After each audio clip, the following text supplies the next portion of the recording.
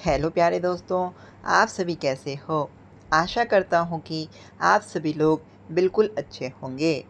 हमने पिछले 2 वीडियोज़ में भारतीय न्याय संहिता की धारा 88 और 89 को कवर किया था, जिसके अंतर्गत हमने सीखा था कि अगर कोई व्यक्ति महिला की सहमति से उसका गर्भपात कराता है अथवा महिला की सहमति के बिना उसका गर्भपात कराता है, तो इन दोनों धाराओं के तहत किए गए अलग-अलग प्रावधान को सीखा था।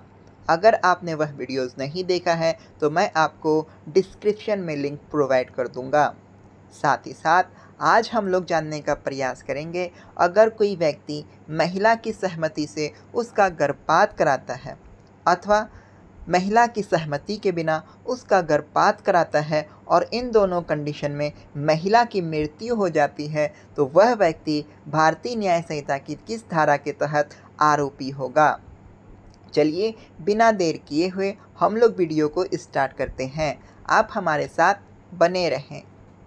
भारतीय न्याय संहिता की धारा 90 कहती है कि जो कोई भी व्यक्ति महिला की सहमति से गर्भपात कराने के आशय से कोई ऐसा कार्य करेगा जिससे कि उस महिला की मृत्यु हो जाए अथवा कोई भी व्यक्ति महिला की सहमति के बिना गर्भपात कराने के आशय से ऐसा कार्य करता है जिससे कि उस महिला की मृत्यु हो जाती है, तो वह व्यक्ति और इस घटना में संलिप्त सारे व्यक्ति भारतीय न्याय संहिता की धारा 90 के तहत आरोपी माने जाएंगे।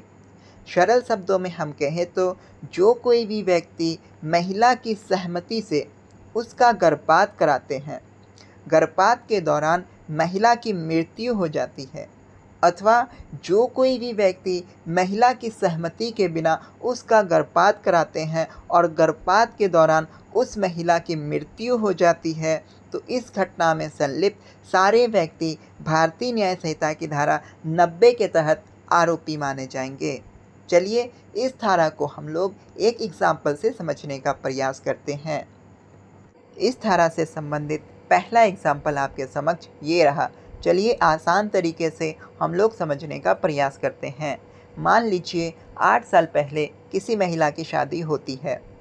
अब उसको 4 बच्चे हैं, तो वह महिला अपने पति की सहमति से ऑपरेशन करवा लेती है ताकि उसको अब भविष्य में कोई बच्चा ना हो।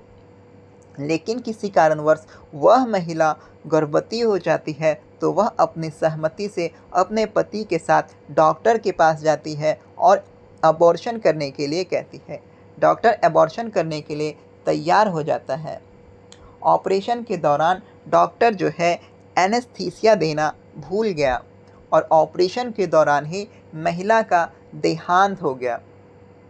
अब सवाल है कि एनेस्थीसिया क्या होता है, तो हम आपको बता दें, जब कोई डॉक्टर किसी भी महिला या किसी भी व्यक्ति का ऑपरेशन करता है तो उसको गहरे नींद में ले जाने के लिए इंजेक्शन देता है, जिसे हम एनेस्थीसिया कहते हैं। सरल शब्दों में हम कहें तो कोई भी डॉक्टर किसी भी व्यक्ति या महिला को बेहोश करने के लिए ऑपरेशन से पहले जो इंजेक्शन देता है उन्हें ही एनेस्थीसिया कहा जाता है।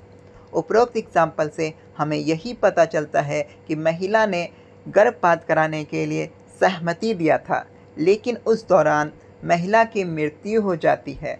इसके विपरीत अगर महिला ने सहमति नहीं दिया होता, उस दौरान महिला की मृत्यु हो जाती, तो वह व्यक्ति और इस घटना में शामिल सारे व्यक्ति भारतीय न्याय संहिता की धारा 90 के तहत आरोपी माने जाते। चलिए इस धारा के तहत किए गए प्रावधान को हम देख लेते हैं।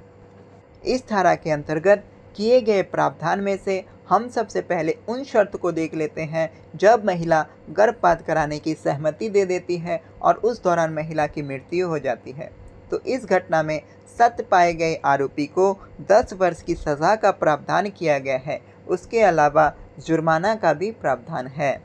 अगर हम बात करें तो यह एक संज्ञेय अपराध है, जिसका तात्पर्य ये है कि पुलिस किसी भी आरोपी को बिना अरेस्ट वारंट के कभी भी कहीं भी गिरफ्तार कर सकती है। साथ ही साथ यह एक गैर जमानती धारा है, जिसका तात्पर्य ये है कि पुलिस आपको गिरफ्तार कर लेती है तो वह आपको थाना से बेल नहीं देगी।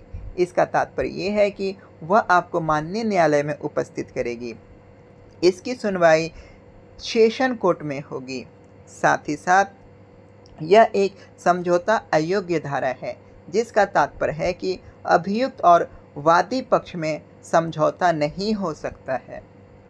इसके अलावा इस धारा के तहत किए गए उन शर्तों को भी हम देख लेते हैं, जब कोई व्यक्ति महिला की सहमति के बिना उसका गर्भपात कराता है और उस दौरान महिला की मृत्यु हो जाती है, तो इस घटना में सत्य पाए गए आरोपी को आजीवन कारावास या 10 वर्ष की सज़ा, साथ ही साथ जुर्माने का प्रावधान किया गया है। साथ ही साथ यह एक संज्ञेय अपराध है। उसके अलावा यह एक गैर जमानती धारा है। साथ ही साथ इसकी सुनवाई सेशन कोर्ट में होगी। यह भी एक समझौता अयोग्य धारा है। आशा करता हूँ कि मेरे द्वारा समझाई गई सारी बातें आपके समझ में आ गई होंगी।